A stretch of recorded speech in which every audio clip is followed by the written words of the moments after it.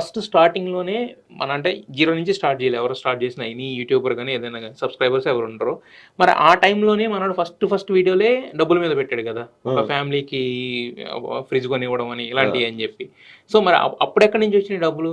అంతకుముందు ఏం చేసేవాడంటే యూట్యూబ్‌లో లైవ్‌కెళ్ళి అందరూ డబ్బులియ్యండి. అందరూ డబ్బులియ్యండి. నేను సేవ చేస్తాను, తొక్క చేస్తాను, అది చేస్తాను అని అక్కడ కూడా ఒక బెట్టింగ్ యాప్‌ని ప్రమోట్ చేస్తూ అది ఆ డమ్మీ అప్లికేషన్‌లో ఆడినట్టు చేసి విన్ అవ్వంగానే లైవ్ కట్ చేసేసేవాడు. సో మీ ఫోన్ నెంబర్ ఉండదు. మీకు పీఆర్ టీమ్ ఉంటుంది. మీ వెనకాల 10 మంది బౌన్సర్లు ఇవన్నీ పెట్టుకున్నాడంటే అతను ఎన్నో రోజుల నుంచి చాలా మంచి ఆర్గనైజ్డ్ క్రైమ్ చేస్తున్నాడు. ఓకే. తెలుసు. అంటే ఏదో ఒక రోజు ఏదో ఒక దగ్గర రివర్స్ అవుతుందని తెలిసే కొంచెం ప్లాన్డ్‌గా ఉంటున్నాడంటారు. ఏం ప్లాన్డ్‌గా లేడు. అస్సలు ప్లాన్డ్‌గా లేడు. కాకపోతే మన దురదృష్టం ఏంటి అంటే మన పోలీస్ వాళ్ళకి ఐటీ మీద చాలా లీస్ట్ అవగాహన ఉంది. మన వాళ్ళకి మర్డర్ మీద అవగాహన ఉంది, రాబరీ మీద అవగాహన ఉంది. అదే ఇక్కడ నలుగురు ఐదుగురు కార్డ్స్ ఆడుతుంటే, డబ్బులకి కార్డ్స్ ఆడుతుంటే ఏం చేయాలి అన్న సెక్షన్స్ ఐడియా ఉంది. కానీ ఇక్కడ మనం ఒక ఇన్వెస్ట్మెంట్ యాప్ మీద 2 కోట్లు కనుక వసూలు చేసాం అనుకోండి, దానికి ఏ సెక్షన్ అప్లై అవుతుంది, అది ఇంకా ఆ క్రైమ్ ఇంకోసారి కాకుండా ఏం చేయాలి, ఎలాంటి ప్రూఫ్స్ కలెక్ట్ చేయాలి, నేను అరెస్ట్ చేయొచ్చా లేదా, ఇట్లాంటి వాటి మీద.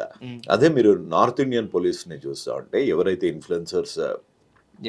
ఇన్ఫ్లుయెన్సర్స్ ఇట్లాంటి బెట్టింగ్ యాప్స్ ని ప్రమోట్ చేస్తున్నారో, లేకపోతే రన్ చేస్తున్నారో, లేకపోతే టెలిగ్రామ్ ఛానల్స్ లో వాళ్ళని బెట్టింగ్ ఆడమని ప్రోత్సహిస్తున్నారో, వాళ్ళనందరినీ పిచ్చిగా కొట్టి వెనకాల కూర్చొని, ఆ వీడియో కూడా ఉంది, వెనకాల కూర్చోబెట్టి నీల్ డౌన్ చేయించేసి ఎస్పీ గారు ప్రెస్ మీట్ పెట్టారు.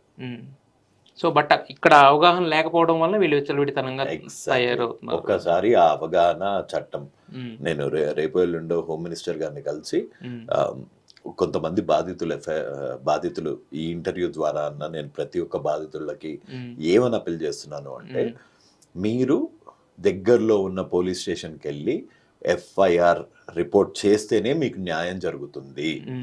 మీరు ఎప్పటి నుంచి చూశారు, ఆ టెలిగ్రామ్ ఛానల్స్ లో ఉండేవాళ్ళు, హర్ష సాయి టెలిగ్రామ్ ఛానల్స్ లో ఉండేవాళ్ళు, ఇంకా భయ్యా సన్నీ యాదవ్ టెలిగ్రామ్ ఛానల్స్ లో ఉండేవాళ్ళు, లేకపోతే ఇంకో దిక్కుమాల టెలిగ్రామ్ ఛానల్స్ లో ఉన్నవాళ్ళు, మీరు పోలీస్ స్టేషన్కి వెళ్ళి మీరు కంప్లైంట్ ఇచ్చిస్తేనే మీరు నష్టపోయిన డబ్బులు కొన్నన్నా వాపస్ తెచ్చుకోవచ్చు.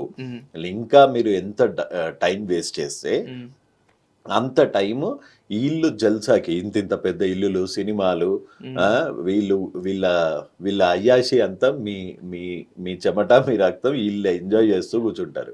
సో మీకు ఆ 10 లక్షలు 20 లక్షలు తీసేసుకొని రోడ్ల మీద ఎగిరేయడాలు, 20 లక్షల కుక్కలు కొనడాలు ఇట్లాంటివి చేసుకొని ఆరాంగా చేస్తారు. సో అందుకని మీరు తొందరగా వెళ్ళి కంప్లైంట్ ఇస్తే హోమ్ మినిస్టర్ గారిని కలిసి నేను ఆ ఎఫ్ఐఆర్ కాపీస్ అన్నింటినీ కొంచెం స్పీడ్గా ప్రాసెస్ చేయండి, బాధితులకు న్యాయం చేయండి అని నేను కోరడానికి టైం ఉంటుంది.